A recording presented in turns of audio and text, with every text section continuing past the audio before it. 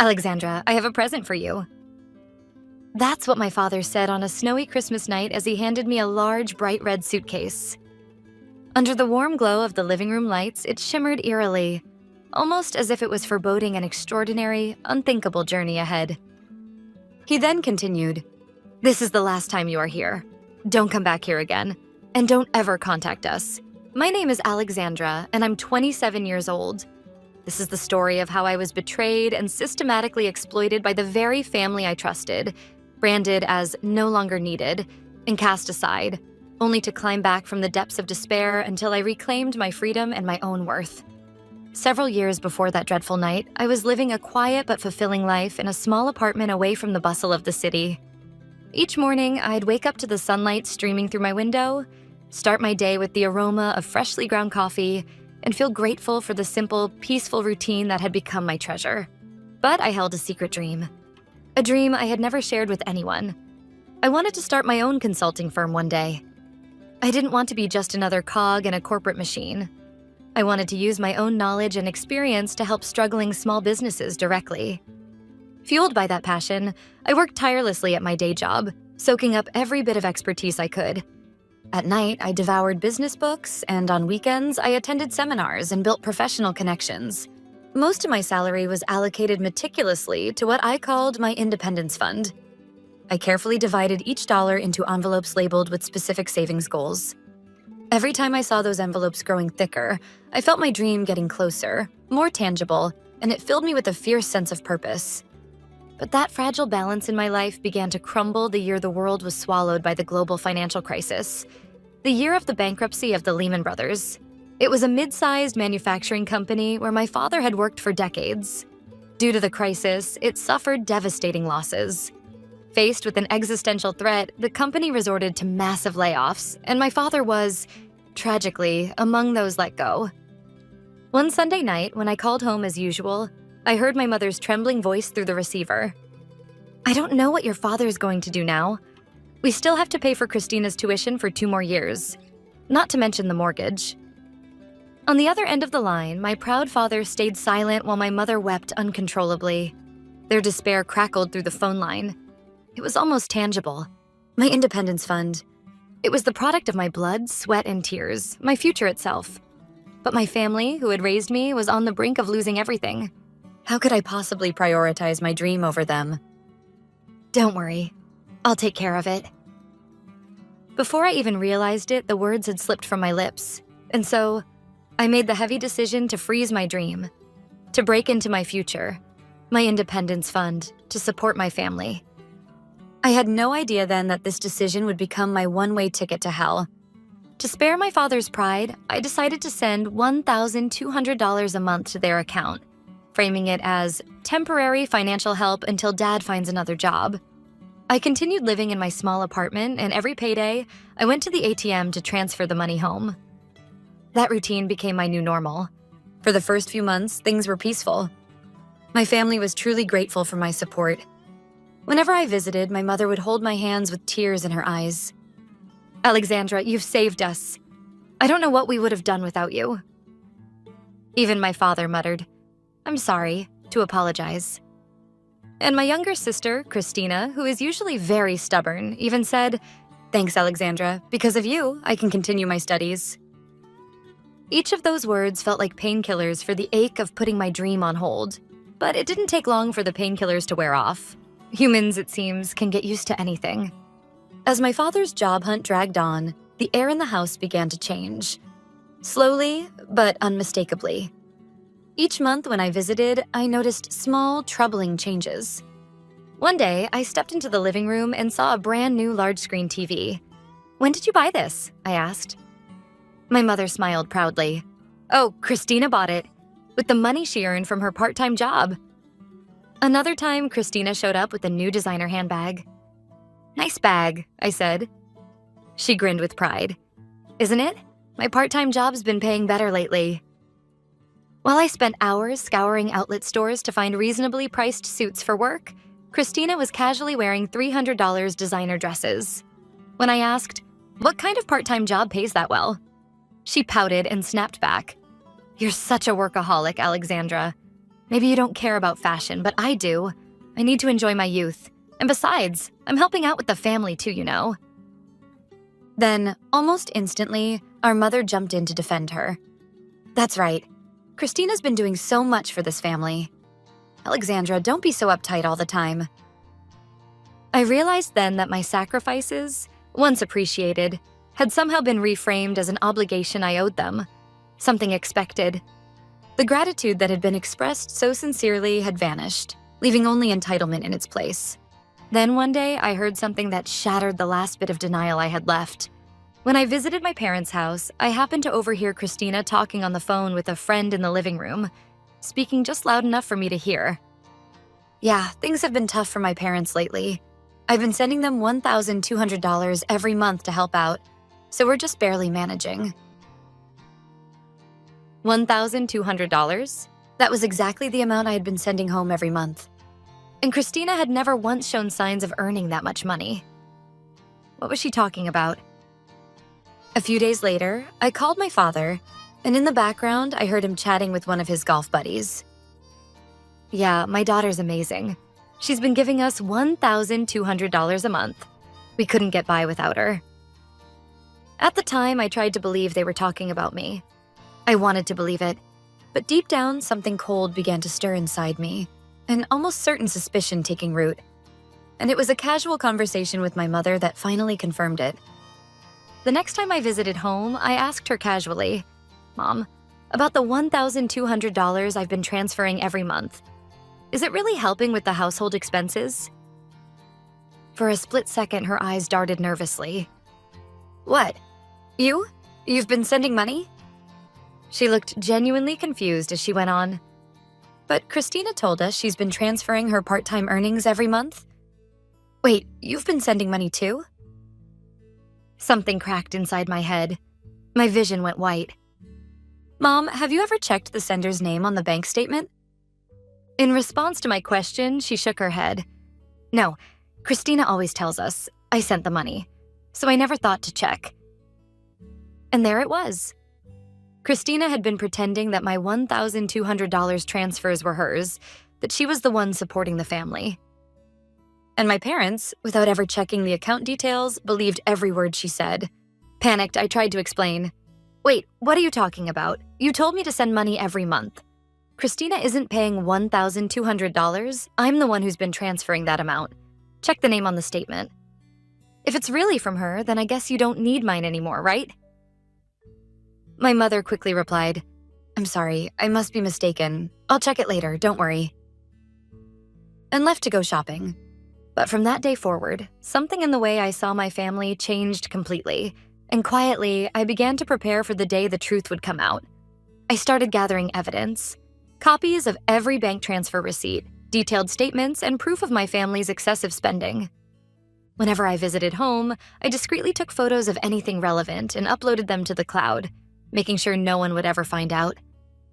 Outwardly, I behaved as if nothing had changed, like a swan gliding serenely across the surface of a lake while paddling furiously beneath.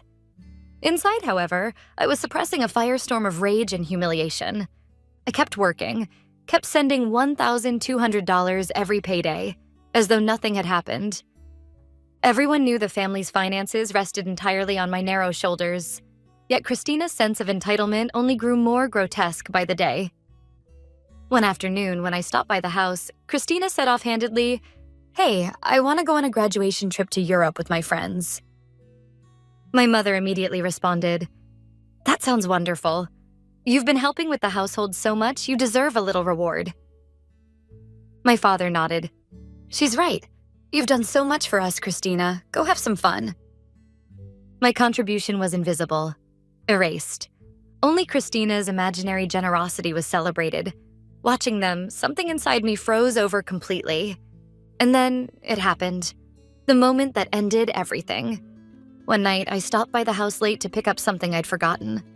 As I opened the front door, I heard laughter coming from the living room. It was my father and Christina. From the way they talked, it sounded like they had just come back from dining at some fancy restaurant, one I'd never even heard of.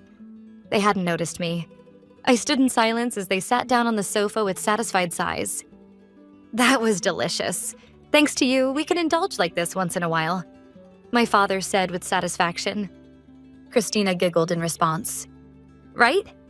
I'm giving you $1,200 every month after all. I deserve a bit of luxury. Life would be so dull if I lived like Alexandra, so plain and boring." My father chuckled and added, "You're absolutely right. Alexandra's never been much help anyway. We're lucky to have a daughter like you. So thoughtful, so dependable." I felt the blood drain from my entire body at those shocking words. A sour taste rose in the pit of my stomach. Quietly, I closed the front door and walked away. There was no love left in me, not even resentment or sorrow. What remained in my heart was not all-consuming anger nor tearful sorrow, but a cold, icy numbness that extended to the very depths of me. That night, my mind was made up completely. Someday, the truth will come to light. Until that day came, I would keep gathering evidence, silently, patiently. As Christmas approached, my parents started calling more often. "Let's spend Christmas together this year, as a family." I couldn't help but feel a flicker of hope at my mother's message. I couldn't help but cling to a faint hope that they might finally recognize my efforts and be kind to me at least for Christmas. On Christmas night, the living room was filled with laughter and a modest feast laid out on the table. After dinner, my father disappeared into the other room and came back carrying a large box. He set it down in front of me. "Alexandra, I have a present for you." My heart leapt. I hadn't expected anything. I untied the ribbon and opened the box. Inside was a brand new, bright red suitcase, the kind you'd take on a trip. As I stared at it in confusion, Christina said proudly, "Go on, open it, Alexandra."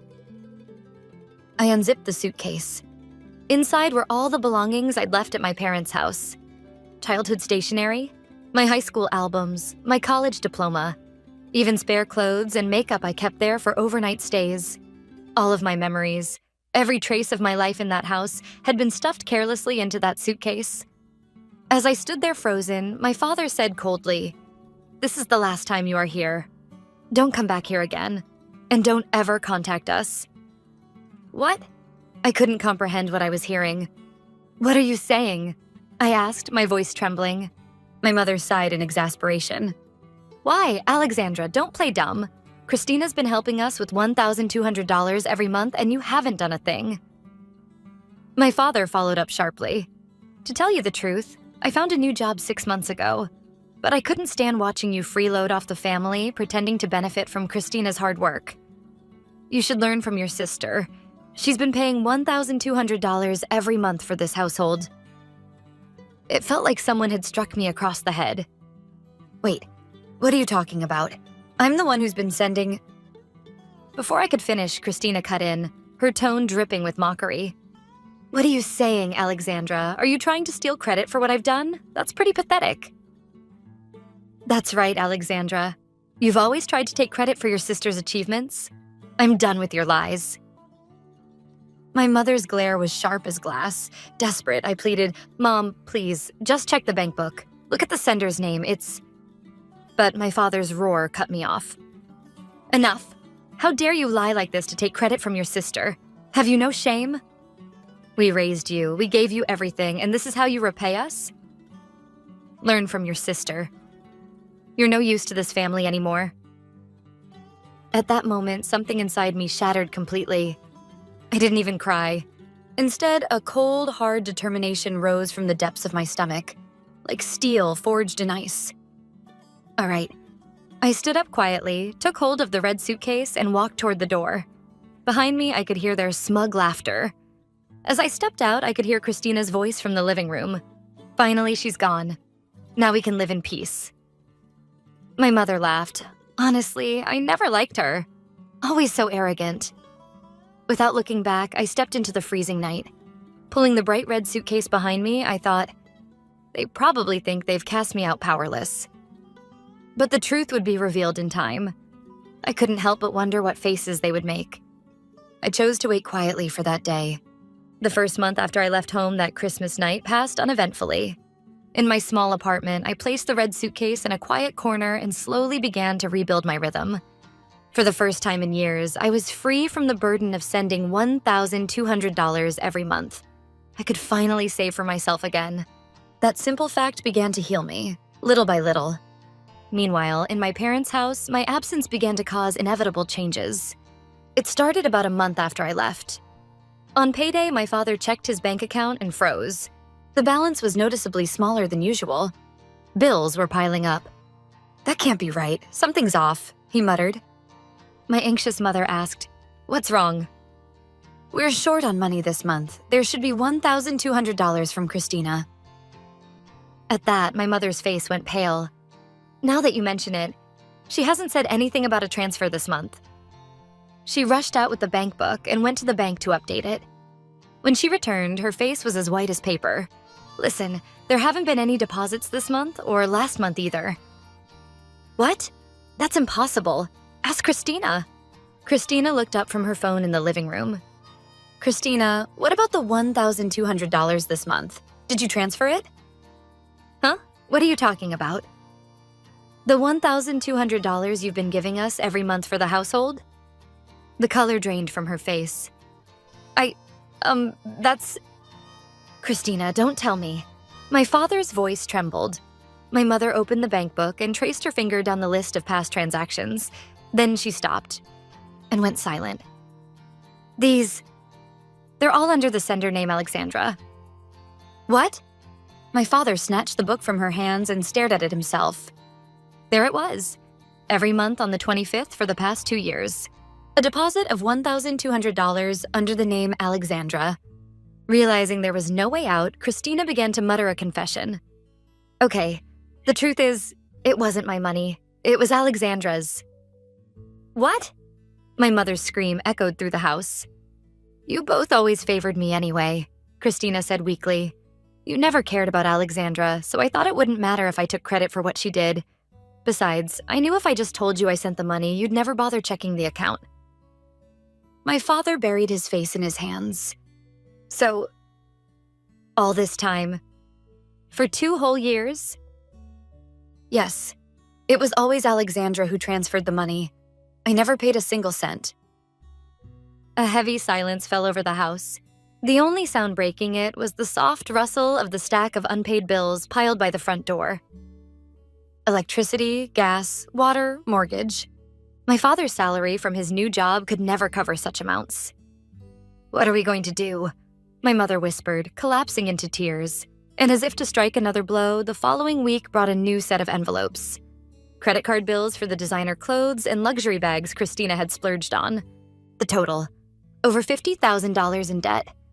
"Christina, what is all this?" "I thought it'd be fine. I thought since I was paying $1,200 every month, we could afford it." Her excuse was drowned by her father's furious shouting, her mother's sobs, and the echo of chaos. The once peaceful house had turned into hell overnight. Finally, my father trembled as he muttered, "We need Alexandra. We have to ask her to come back, or at least start sending the money again." A few days later, my phone rang. The screen read Mom. For a moment, I hesitated. Then I answered, "Alexandra, thank goodness you picked up. Please, you have to start sending the money again." Her voice was desperate. "Why?" I asked calmly. "It's Christina. She lied. We checked the bank book, and it was you who gave us the money all along. I'm so sorry. Please, we really need your help." I replied quietly, "Mom, you called me a useless, arrogant liar who tried to steal my sister's achievements. Why would someone like that send you money again?" "We were wrong, I admit it. I'm sorry, truly, but we're still family, aren't we? Please forgive us." "Family? When you stuffed all my belongings into a suitcase and threw me out on Christmas night, you told me I was no longer needed. Would a family do that? If you had simply looked at the account name, you would have seen the truth. But you didn't. You just believed Christina and called me a liar." On the other end of the line, I heard the sound of my mother quietly sobbing, but my heart no longer wavered. The calls kept coming, first from my father, then my mother, and finally from Christina herself. "Please, just send the money again. We were wrong. Forgive us. Alexandra, help me, please." But my answer never changed. "I won't send anything ever again." Soon their tone shifted. "You have a duty to help your family. Have you forgotten everything we did for you?" You're heartless. No blood, no tears. The guilt-tripping turned into veiled threats, but I no longer let their words touch me. Then I took the final step. I contacted a lawyer I had once met through work. I'm being harassed by my family, repeated calls and emotional threats. I want to take legal action. After hearing everything, the lawyer nodded. I understand. We'll start by sending a certified letter prohibiting further contact. If they persist, we'll proceed with legal measures. A few days later, the letter was delivered to my parents' home. An official notice, signed by the lawyer, forbidding all further communication with me. Violation would mean legal consequences. That same evening, my father called one last time. Are you serious about this? Yes, don't ever contact me again. To me, you're no longer my family. After those last words, I ended the call and blocked their number. A year has passed since then. Free from the burden of sending $1,200 per month, I've been able to save for myself again. Work is going well, and the dream of independence I once gave up on has started to feel within reach once more. From what I heard through friends, the situation at my family's home has become dire. My father's salary alone couldn't sustain them. My mother had to start working part-time. Christina, too, finally began a part-time job, but the weight of her past extravagance still crushes her, and she spends her days drowning in debt repayments. Worse than poverty, though, is what became of their hearts. My father calls Christina a liar. My mother blames her, saying, "If only you didn't exist." And Christina mocks them both, sneering, "How stupid can you be to be fooled like that?" They now live in a house filled with resentment and hate. And yet, when I heard all this, my heart remained perfectly still. No pity, no satisfaction, just the quiet understanding that every outcome was the result of their own choices. One evening, after work, I stood by my apartment window and looked out at the city lights. The warm glow filled the night, gentle and alive. In the corner of my room still sits that same red suitcase. Once, I lived shackled by something called family, barely breathing beneath their expectations. Now, that version of me feels like a stranger from another lifetime. Blood ties alone do not make a family. It was then that I truly understood, deep in my heart, that the real life my journey had begun with that single suitcase would only be complete not by making someone else unhappy, but by allowing myself to find happiness freely without anyone standing in my way. A true family is not defined by blood, but by mutual respect and support. I am now beginning to build my own family with my own hands. It is the bonds with friends who truly understand and respect me, and the future I will one day share with someone who genuinely loves me. That bright red suitcase still sits in the corner of my room. It stands as a symbol of my resolve never to return, and as a reminder of the door it opened to my new life. My life, at long last, has truly begun,